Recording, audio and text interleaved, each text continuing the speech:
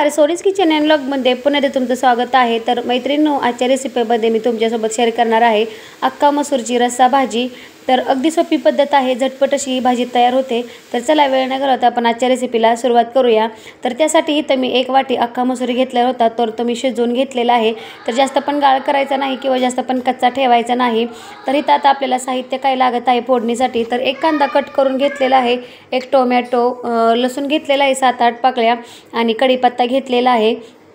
आता सगळ्यात पहिले इथं आपल्याला फोडणी द्यायची आहे। तर त्यासाठी इथं मी कढई गरम करायला ठेवलेली आहे आणि कढईमध्ये मी 2 पळी एवढं तेल घातलेलं आहे।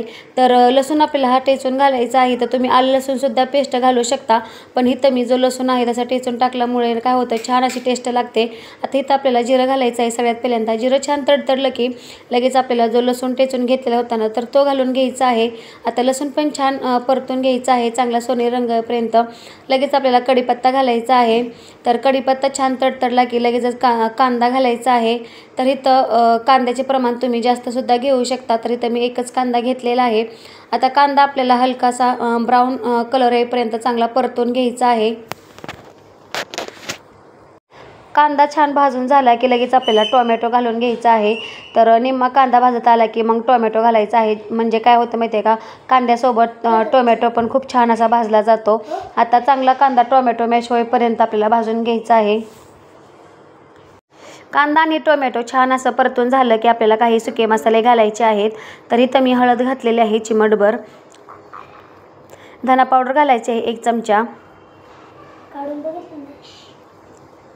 अर्धा चमचा मी गरम मसाला घातलेला आहे, मिरची पावडर घालायची आहे 1 चमचा, जे आपलं लाल तिखट असतं मिरची पावडर तुम्ही बेडगी मिरची वापरू शकता किंवा लवंगी मिरची वापरू शकता। आता इथं जे घरचं काळं तिखट असतं ते मी 1 चमचा घेतलेला आहे। आता हे मसाले आपल्याला छान असे वाटण्यासोबत परतून घ्यायचे आहे। 2 मिनिटं छान असं परतून घ्यायचं आहे। मसाले चांगले परतून झाले की आपल्याला जो अख्खा मसूर घेतलेला आहे ना, तर तो घालून घ्यायचा आहे।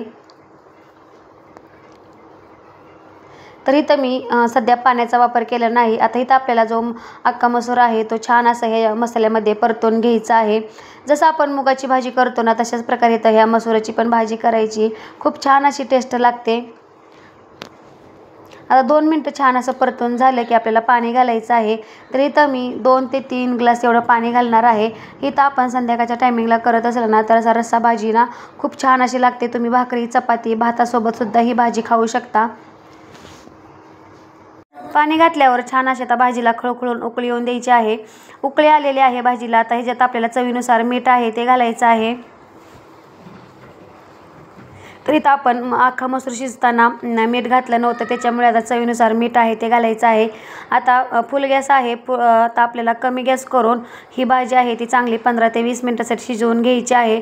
इथं आपल्याला नाही दाण्याचा कूट घालायचा आहे, नाही कुठला अजून वाटण घालायचं आहे। तर इथं आपण फक्त मसूर शिजवून घेतला होता आणि कांदा टोमॅटोचा वापर केलेला आहे। एवढ्यातच आपली भाजी आहे ती छान अशी तयार होते, मस्त अशी दाटसर होते। तर चला आता कमी गॅस करून घेते आणि आपली ही भाजी आहे ती छान शिजवून घेते। 15 ते 20 मिनिटं झालेली आहेत आणि भाजी छान अशी शिजून झालेली आहे। तर बघू शकता मस्त अशी झालेली आहे, जशी आपण भाकरीसोबत खातो तशा प्रकारे तर भाजी तयार झालेली आहे। तर चला आता आपण ही भाजी आहे ती सर्विंग बाउलमध्ये काढून घेऊया। झटपट आपली तशी कमी साहित्यात आणि संध्याकाळच्या टायमिंगला जेवणासाठी तर आपली अख्खा मसूरची भाजी तयार झालेली आहे। तर आजची रेसिपी कशी वाटली नक्कीच मला कमेंटमध्ये सांगा आणि व्हिडिओ आवडल्यास प्लीज लाईक शेअर सबस्क्राईब करा आणि असंच माझ्या चॅनल कनेक्ट राहा, जेणेकरून माझ्या नवीन रेसिपी तुम्हाला बघायला भेटतील। तर चला आता नेक्स्ट व्हिडिओमध्ये भेटूया, तोपर्यंत धन्यवाद।